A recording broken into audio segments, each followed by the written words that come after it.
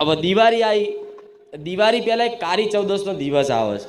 એ કાળી ચૌદસના દિવસે કંઈ ના કરો ને, તમારા ઘેર તમારું 84 ખાતું પૂજાતું હોય કે ના હોય, તમે જાણતા હોય કે ના હો, પણ એને ઘરની બહાર બે અગરબત્તી કરી અને બજારમાંથી સારી એવી મીઠાઈ ને ચવાણું લાવી અને આંખો બંધ કરીને કહેજો કે માં, અમારી 84 ખાતાની માતા કોણ છે એ ખબર નહીં, પણ અમે તો ખાલી મહાકાળી અને ચામુંડા જ પૂજીએ છીએ, પણ અમારી 84 ખાતાની માતા હોય તો આટલો વ્યવહાર આલીએ છીએ। રામ જો હજુ સ્વીચ પાડી નહીં ના ચાલુ જોઈ લે, આ કરંટ છે।